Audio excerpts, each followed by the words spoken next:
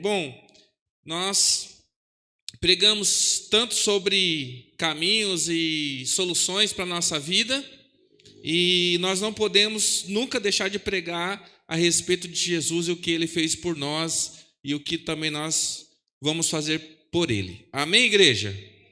Então nós estamos aí nessa missão deliciosa de detalhar aí a mensagem da cruz, e a Bíblia era muito significativa e muito simbólica em tudo que ela apresenta. Cada detalhe tem algo que a gente pode extrair da Bíblia. Agora imagina a crucificação, que é o ápice do cumprimento da promessa do Senhor, e a Bíblia toda ela trabalha e anuncia o Messias, que ele é confirmado na crucificação e na ressurreição. Então é um momento mais importante, eu diria, depois da volta de Jesus, é a morte na cruz e a ressurreição. Então, hoje, o tema é a promessa de Deus através das vestes. A gente vai falar um pouquinho do versículo que está lá em João, capítulo 19, versículo 23 e 24. Jesus ele já passou pelos açoites, Jesus ele já passou por processos ali da crucificação, e ele está então agora na cruz, no processo de crucificação. Versículo 23 diz assim: tendo crucificado Jesus, os soldados tomaram as roupas dele e as dividiram em 4 partes, uma para cada um deles, restando a túnica. Esta, porém, era sem costura, tecida numa única peça e de alto a baixo. Não a rasguemos, disseram uns aos outros. Vamos decidir por sorteio quem ficará com ela.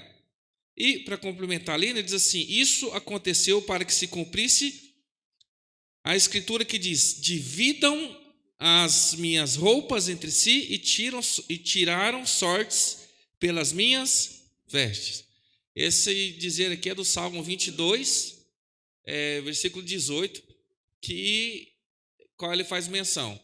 Mas olha só que interessante, Jesus ele é crucificado, irmãos, e lhe é tirado totalmente a roupa. É lógico que não ficaria legal para ninguém. Procura lá no Google lá, imagens, Cristo crucificado. Você vai encontrar vários rostos, né, várias formas, e geralmente ele vai estar com uma vestimenta, com uma cueca, alguma coisa assim, mas não é assim, ele estava completamente nu. Só que ficaria estranho e desagradável, né, a gente ter a imagem do Cristo ali mostrando as suas partes, mas ele estava exposto totalmente. E o texto diz que foi-lhe tirado toda a roupa, e foi rasgado em 4 partes. Então essa peça que foi rasgada em 4 partes seria como a capa que vai por cima. O que é a túnica? A túnica é a roupa que vai até os pés. É uma roupa de baixo, é a roupa principal. E ali é tirado, e diz que é uma roupa muito preciosa, porque ela é costurada, ela é sem costura, e ela como é que seria? Fiada? Como é que é? Fiada, né? De cima a baixo, sem costura. E o que é essa veste? O que a gente pode extrair disso para nós hoje? Né? Como que a gente pode aplicar de alguma maneira essa referência, esse ato dele estar despido dessa túnica que ele usava? Como que a gente pode trazer isso para os dias de hoje, que possa edificar a nossa vida, que possa trazer o significado mais intenso dessa passagem? E eu então pensei em algumas túnicas significativas que a gente tem na Bíblia, algumas vestes, e que isso possa ter alguma referência com o que aconteceu com Jesus. E a primeira delas que eu quero fazer referência é a primeira vestimenta confeccionada para alguém, relatada pela Bíblia. Quem que é? Adão. Olha lá, Gênesis capítulo 3, versículo 21. Aqui, Adão, Gênesis 3, 21. Como que era Adão? Como que ele andava? Como que ele vivia? Do que ele se alimentava? Né? Como que era Adão ali no Éden? Nós entendemos que Adão e Eva, eles andavam nus. Eles tinham essa liberdade. Eles tinham esse costume. E não se vergonhavam. Mas diz que a partir do momento que houve a desobediência e o pecado, trouxe vergonha. E o interessante é que o pecado, a vergonha que eles sentiram não foi nem a vergonha do pecado, mas foi a vergonha do corpo. Agora, este corpo que Adão ele tinha, creio eu que era um corpo glorificado. Ah, pastor, mas por que você diz isso? Porque ele recebia a visitação de Deus toda tarde. E para que ele pudesse estar face a face com Deus, ele não poderia estar com o corpo corrompido ou caído, era um corpo glorificado. Um corpo diferente, um corpo que lhe permitia estar diante de Deus e não for consumido. Era um corpo santo, não havia maldade, não havia pecado, não havia doença, não havia nada disso, não havia malícia. Então Adão ele era um ser com o corpo glorificado. Mas a partir do momento que o pecado entrou, então toda essa glória desse corpo glorificado, ela se esvaiu, ela foi perdida. E aí ele olha, então ele vê agora um corpo caído, ele olha, ele vê ali, ele sente vergonha. E aí então Deus vai lá e diz a palavra aqui então, que fez o quê? Deus fez roupas de pele e com elas vestiu Adão e a mulher.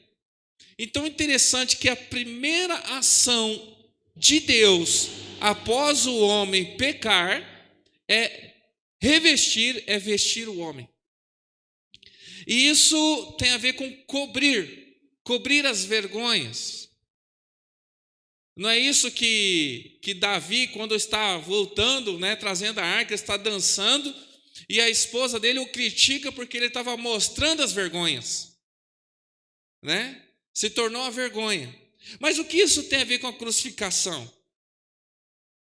Se quando Adão peca, e ele com o corpo glorificado, ele recebe uma vestimenta para cobrir o pecado, Jesus, quando ele vai para a cruz, ele se reveste com o nosso pecado.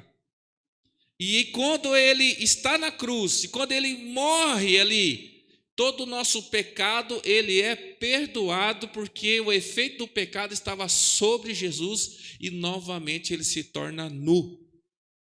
É como se fosse o caminho reverso. Você está com o corpo glorificado, pecou, recebe a veste.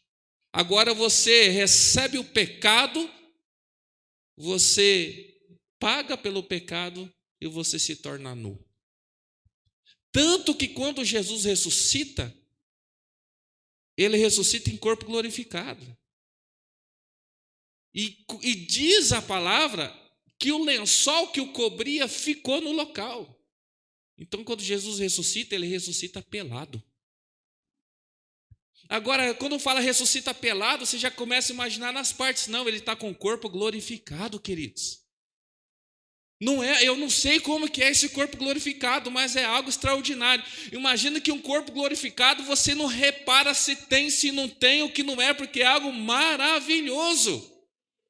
Aquilo que o pecado escondeu na cruz, Jesus manifestou, que era a glória dele na vida de alguém, a glória de Deus na vida de alguém. Então, Adão vivia nu e com o corpo glorificado, mas o pecado fez ter vergonha, então ganhou uma veste. De Jesus foi tirado a túnica e crucificado, nu ressuscitou agora com o corpo glorificado.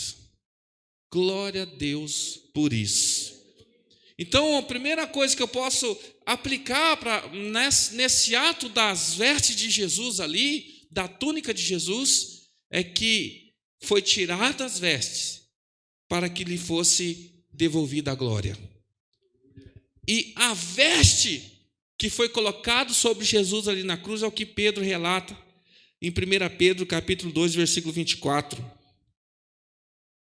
Embora ele estivesse crucificado nu, Pedro ele fala assim: ele mesmo levou em seu corpo os nossos pecados sobre o madeiro, a fim de que morrêssemos para os pecados e vivêssemos para a justiça. Por suas feridas vocês foram curados. Glória a Deus.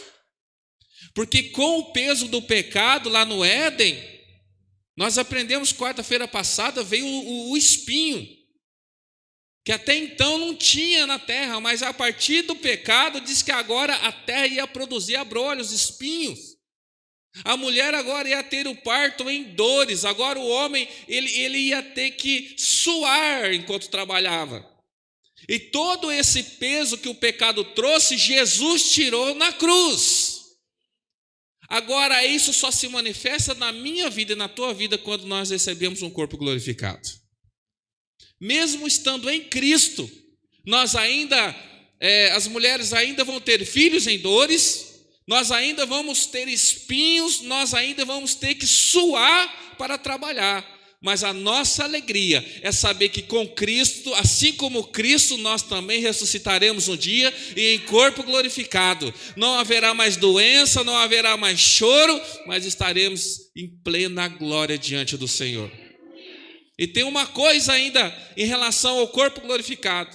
Hoje nós vemos, e diz a palavra, que nós vemos em partes, mas nós não podemos lidar diretamente com a glória de Deus, mas haverá o dia que estaremos face a face com o Senhor e não seremos consumidos. Não teremos vergonha, não terá peso do pecado, podemos olhar o Senhor nos olhos. E ainda assim, querido, não é fácil não. Mesmo com o corpo glorificado, porque não tem nem luz, não tem nem sol na cidade celestial, porque diz que o Senhor Jesus é a luz que brilha naquele lugar. Então, ele vestiu-se com o nosso pecado. Aquele que foi colocado sobre Adão foi retirado por Jesus. Glória a Deus. E eu lembro de uma segunda túnica muito conhecida e famosa também na Bíblia. Qual é a túnica? Túnica que um pai dá a um filho. Olha só o que diz Gênesis capítulo 37, versículo 3. Ora, Israel gostava mais de José do que de qualquer outro filho, porque ele havia nascido em sua velhice. Por isso mandou fazer para ele uma túnica longa. Daqui a pouco nós vamos entender essa ideia da túnica e por que ele vai enfatizar que ela é longa. Mas essa túnica trouxe um problema danado para José, porque essa túnica era linda, essa túnica chamava atenção e era um presente do pai que gerou ciúmes entre os irmãos. E lá ainda no capítulo 37, versículo 23, diz assim o texto: chegando José, seus irmãos lhe arrancaram a túnica longa. Aquela túnica gerou inveja e discórdia entre a família. Mas segue a história de José, e nós a conhecemos, que ele continua sendo perseguido pelos seus irmãos, ele é lançado no poço, depois ele é vendido, até a trajetória dele que ele chega ao palácio, e ele se torna então governador do Egito. E é um momento onde que ele, bem sucedido, Deus ele coloca ali, traz fome, 7 anos de vacas gordas, 7 anos de vacas magras. Deus mostra isso, José faz então, administra, e por 7 anos ele armazena a abundância do Egito, e para os próximos 7 anos ele administrar e distribuir para que não houvesse fome na terra. E em um momento, os irmãos, aí já no final da história, chegam a ele pedindo ajuda. Aquela túnica que tinha sido tirada de José já nem lhe cabia mais. Mas quando os irmãos veem José, ele está usando uma túnica. Ele está usando uma túnica. Porque a túnica, querido, era uma vestimenta especial e que todos os nobres usavam. Então, certamente, José, governador, estava vestido de governador. E sabe o que isso traz para nós, querido? Que os homens, os irmãos deles, roubaram a túnica de José enquanto ele era um camponês.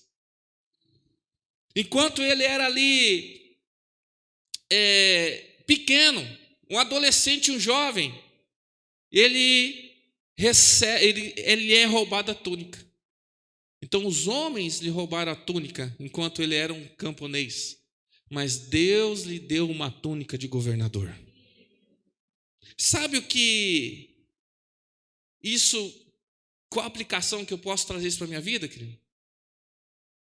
Que a túnica que o homem dá pode ser roubada, mas a autoridade que Deus concede a alguém, isso ninguém tira.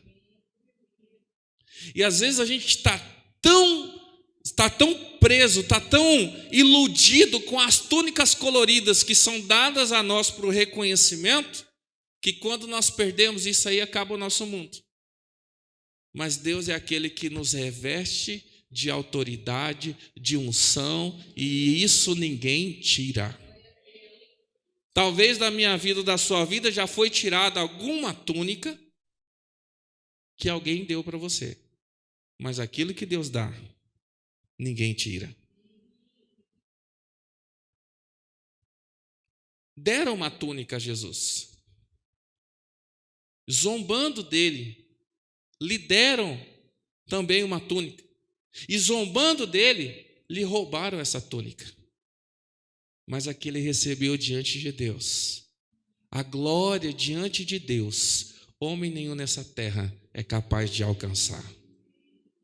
Então, querido, isso me faz pensar aquilo que a Bíblia diz o seguinte: não acumuleis tesouros na terra, porque isso aí a traça pode corroer, e o leão pode comer, alguém pode roubar. Mas se você depositar os seus tesouros no céu, ninguém toca. Então, às vezes nós, como Jesus ele não se abalou pelo que foi tirado dele. Porque o texto que nós lemos lá de João diz que aquela túnica ela foi tecida de cima a baixo sem costura, mas foi pela mão do homem. Agora a glória que ele recebeu foi pela mão de Deus. Então, não se preocupe com aquilo que o homem rouba, mas invista naquilo que Deus ele derrama sobre nossas vidas. E então, sobre essa túnica, eu lembrei desses dois personagens, mas não é qualquer pessoa que usava túnica. 3 tipos de pessoas geralmente usavam túnica. Por que fala lá que era uma túnica longa, fala de José? Porque a túnica longa, se você ver, ela é diferente da capa. Lembra que tem um homem que ele era cego e ele ficava à beira do caminho? E diz que quando Jesus o chama, diz que ele fez o quê? O que ele fez com a capa? Ele lançou a capa. Porque a capa representa até um título que você tem. Porque dizem que no exemplo desse cego, é que não era qualquer pessoa que podia ficar à beira do caminho. Como ali Roma dominava e governava, até os que iam pedir esmolas tinham que ter autorização de Roma para pedir esmola. E é bem provável que essa capa era uma capa que era uma identificação de que ele era um mendigo autorizado a receber esmola. Que torna o texto significativo que quando Deus chama aquele homem, Bartimeu, ele abre mão daquela autorização de mendigância, porque ele tem um encontro com aquele que o liberta. E a questão, até fazendo a menção a isso, que muitas vezes as coisas não acontecem na nossa vida porque nós vamos até Jesus sem abrir mão do direito de mendigar. E se você quer viver algo extraordinário com Deus, você tem que lançar fora a capa de mendigância e crer que Ele é um Deus que estabelece coisas eternas na nossa vida. Mas, então, a túnica, ela não é a capa é uma identificação. Você identificava um soldado pela capa, a patente dele, a capa e o capacete. A túnica diz respeito a quem você é. É algo que está junto ao corpo. Então, se você assistir, por exemplo, vai lá Dubai, você vê aqueles homens ricos, aqueles sheiks andando. Você já viu até onde vai as túnicas deles? Até os pés. Quem usa túnica, e o texto diz túnica longa, são geralmente 3 tipos de pessoas. Os anciãos, que já estão aposentados, não trabalham mais. Sacerdotes, que também não fazem trabalho físico, esforço físico, não tem necessidade de correr, de andar, de agachar, de trabalhar. E reis. Porque quando você é uma pessoa comum ali, você tem que trabalhar, você tem que abaixar, você tem que fazer, uma túnica longa te atrapalha. Então, o sinal de túnica longa é de pessoas que estão numa posição que elas não precisam mais trabalhar. Entende? Porque você não consegue correr com uma túnica longa. Você não consegue desempenhar muito trabalho, porque ela é longa e colada. Então, a gente, pensando nessa questão, eu fiquei, então, o que tem a ver essa túnica de Jesus? Se 3 tipos de pessoas, geralmente, poderiam usar. E até em referência a isso, olha o que diz Apocalipse no capítulo 6, versículo 11. Apocalipse 6, versículo 11. Aqui diz respeito àqueles que morreram na grande tribulação, não negaram a Cristo, Então Jesus subiu, ou melhor, Jesus chamou a igreja foi arrebatada. Aí entramos na grande tribulação. E aí teve alguns irmãos que não subiram no arrebatamento, mas eles ficaram. E ali foi-lhe pedido para que negasse o nome de Jesus. Eles não negaram, foram decapitados, foram mortos. E aí a igreja já está lá com o Senhor. E aí esses que vão chegando durante a tribulação vão para cá. Apocalipse 6:11. E foram dadas a cada um compridas vestes brancas. E foi-lhe dito que repousassem. Então o símbolo da túnica longa é um lugar de repouso. Senta aí e relaxa. E foram dadas a cada um compridas vestes brancas, e foi-lhe dito que repousasse ainda um pouco de tempo, até que também se completasse o número dos seus conservos e seus irmãos, que haviam de ser mortos como eles foram. Então, simbolizando que quem recebe essas vestes longas é alguém que já cumpriu o que tinha que ser feito, e agora ele pode descansar. Um dia nós vamos nos aposentar do nosso sofrimento. Um dia nós vamos descansar de todas as adversidades dessa vida. Um dia nós estaremos com as nossas vestes longas dizendo assim: eu não preciso mais trabalhar. Nós vamos trabalhar, mas não nesse sentido de dor, de pesar.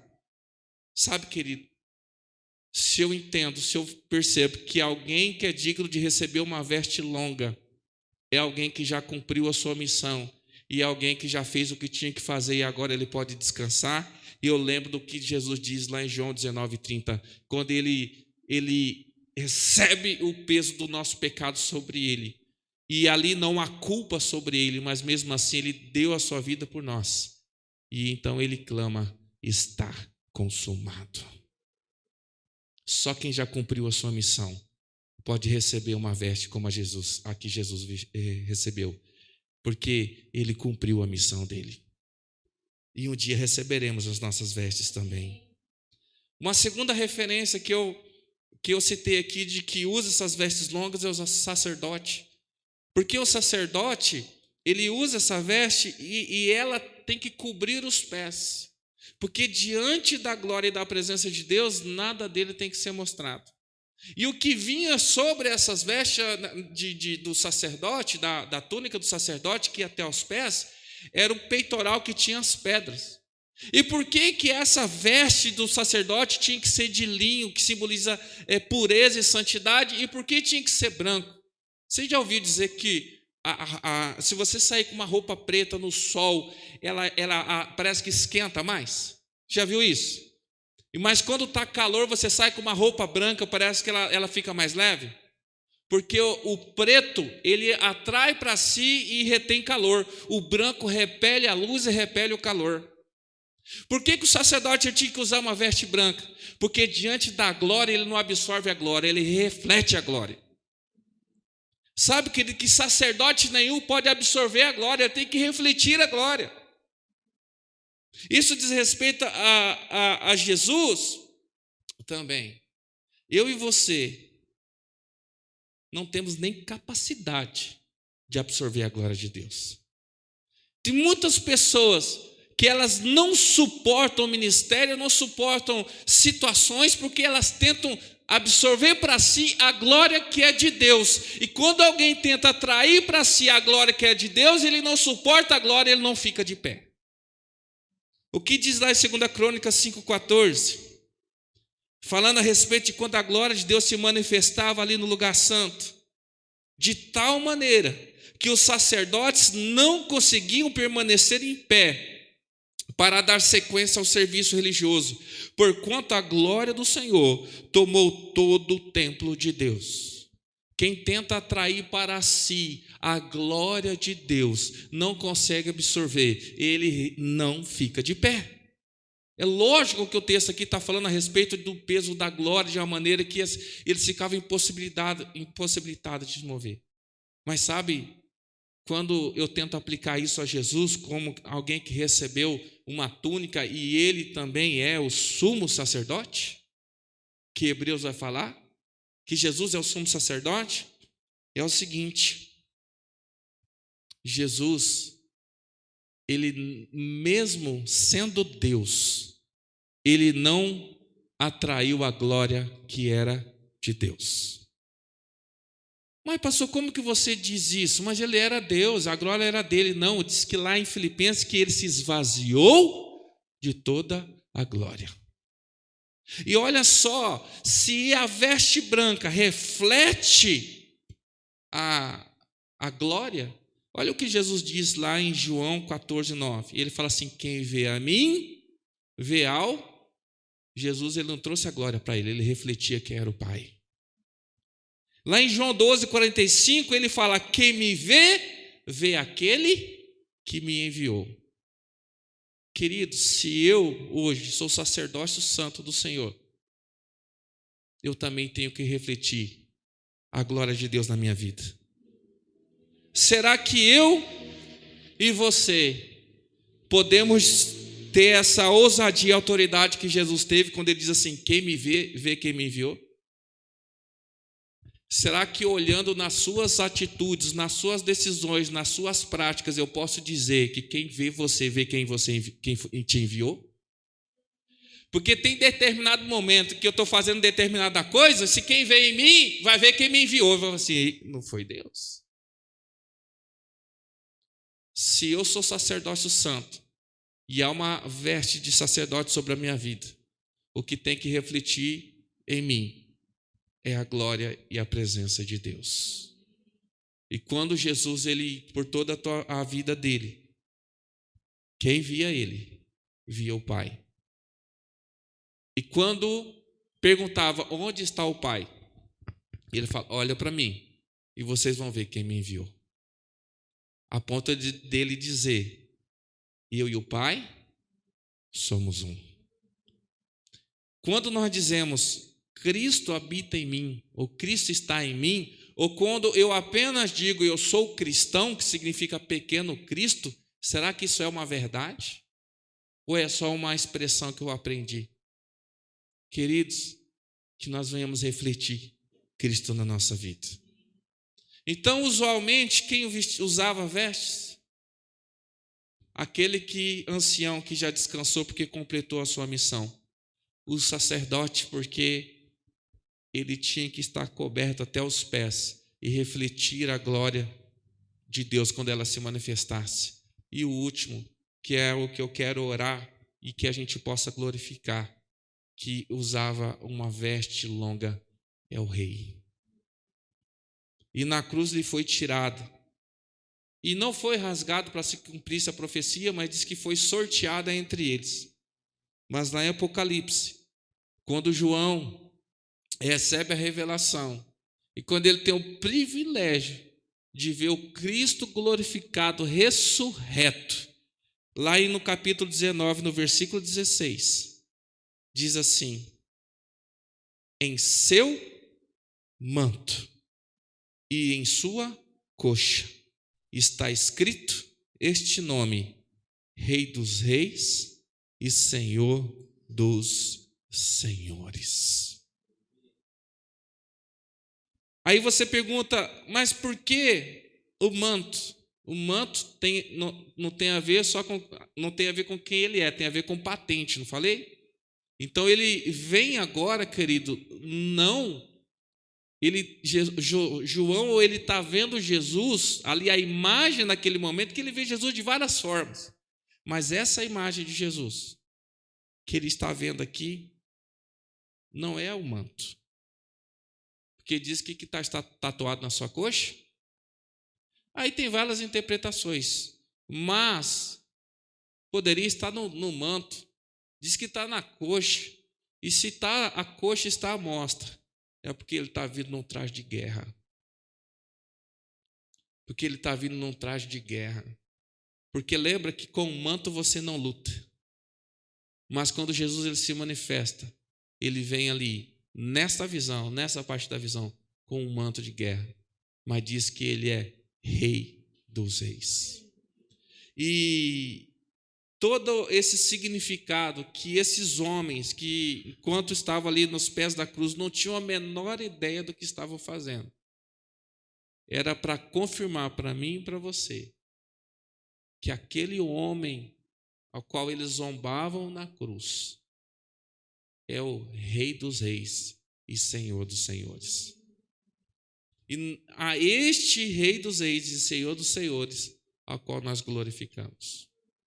Sabe, querido, o que isso me toca demais é saber que alguém de tão alto nível, de tão grau de poder e glória, se colocou no meu lugar para me dar uma oportunidade de viver com Ele toda a eternidade. E que essa noite nós possamos glorificar a Deus, mas não desprezar o sacrifício de Jesus na cruz. Não desprezar. Isso diz respeito só ao manto. Nós ouvimos um pouquinho do que foi a coroa, e cada um dos dias na quarta-feira você vai descobrir que um simples elemento, como por exemplo dos cravos, né, que nós vamos ouvir, uma peça tão simples como isso tem efeito e significado na nossa vida. E eu queria te convidar a se colocar de pé. E que nós possamos valorizar o privilégio e a oportunidade que o Senhor nos dá de estarmos na presença dEle. De refletir quem Ele é na nossa vida. Hoje nós não precisamos usar uma veste sacerdotal ou religiosa ou cerimonial, vamos assim dizer. O judeu ele usa o talit, é talit? Não, talit é o talit. Talit é isso. Como é que o kippá, né? Então o judeu ele usa, né? Ele vai na sinagoga, ele vai fazer qualquer cerimônia, ele coloca o talit. Ele coloca o kippá. Moisés, quando ia diante de Deus, ele colocava o véu. Mas a palavra fala que eu posso ter ousadia e entrar com o rosto descoberto no Santo dos Santos, porque eu tenho livre acesso. Até nisso, Senhor, Ele nos privilegiou. Hoje eu não preciso de um ritual, eu posso chegar quando a coisa estiver triste, o meu dia for mal, quando alguém me tira meu respeito, quando eu perder o emprego, eu estiver despenteado, eu estiver chorando, eu posso ousadamente entrar na presença de Deus e ali Ele me recebe. Eu não preciso de uma veste especial, porque Ele já fez isso. Ele já se despiu, eu não preciso mais passar vergonha, porque Ele já foi crucificado nu. Por isso eu preciso aprender, querido, o pecado que foi exposto lá no Éden. Jesus ele manifestou na cruz. E nós queremos que o Senhor perdoe o nosso pecado, que a gente está no oculto, sem trazer ele na luz. Entenda que pecado não confessado não é pecado perdoado. Tem pecado na nossa vida que nós não confessamos. E vou dizer para você de novo, se você pecou só contra Deus, confesse a Deus. Ninguém precisa saber do seu pecado. Mas se você pecou contra Deus e pecou contra o seu irmão, você confesse ao seu irmão e confesse a Deus. Se você pecou contra a igreja e você pecou contra Deus, você tem que confessar diante de Deus e tem que confessar diante da igreja, senão seu pecado não é perdoado. Porque foi exposto no Éden. Jesus ele trouxe para a cruz.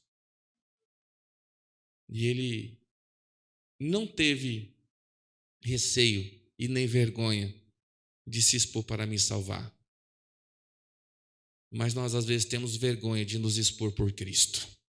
Dizer que nós somos cristãos ou fazer qualquer coisa por Ele.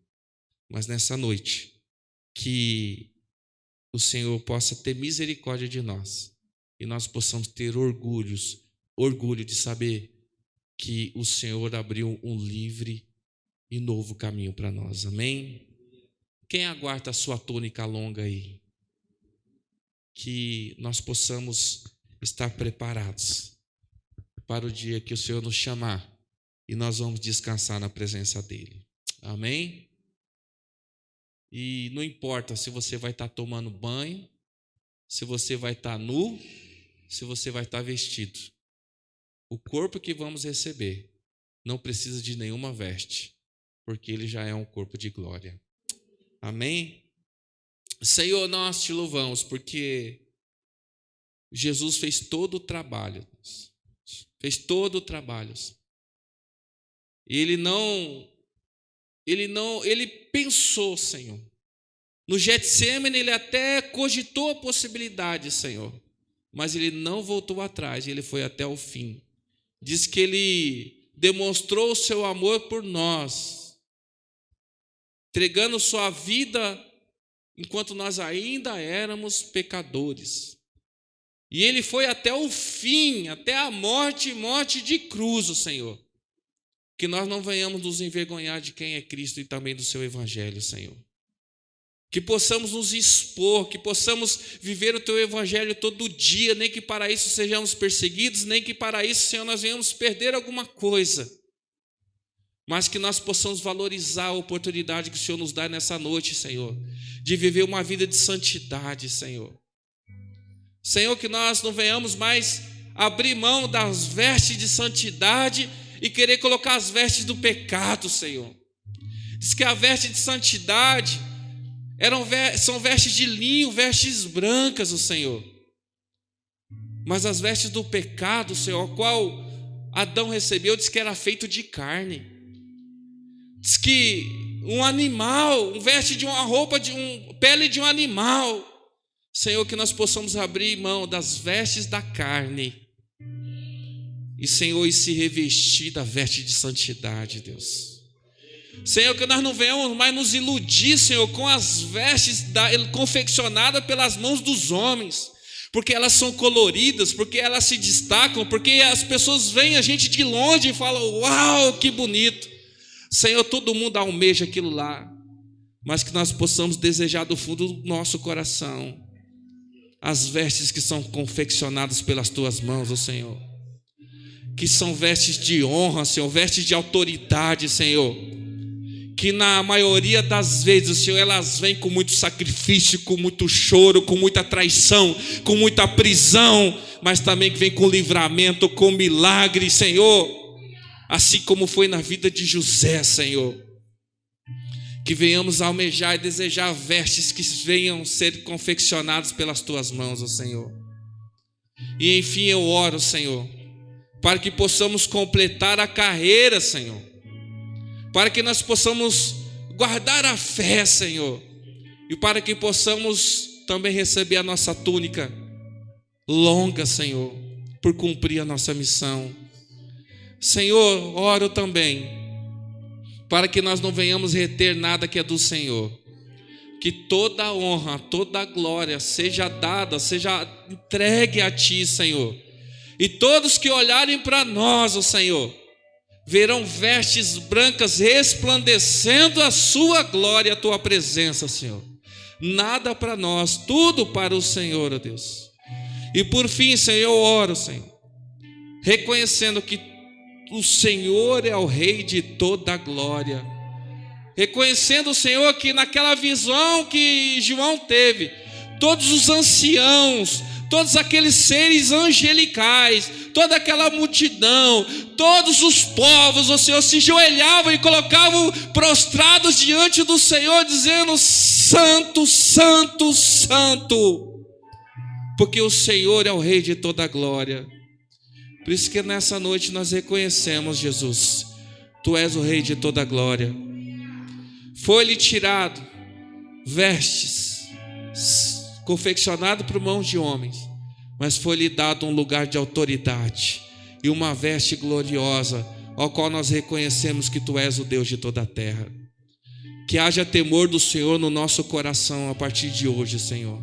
Que possamos ter reverência diante da Tua presença, que possamos ter reverência diante das coisas do Senhor, ó Pai, e que nós venhamos levar a sério o Teu Evangelho, saber que está em jogo a nossa eternidade, Senhor.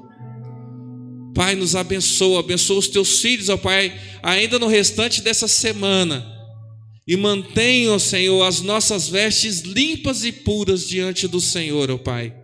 Eu oro abençoando a Tua igreja, no nome de Jesus, amém. Amém? Recebe essa palavra na tua vida? Amém. Então que nós possamos sermos revestidos dessa veste gloriosa que o Senhor tem para nós. Amém?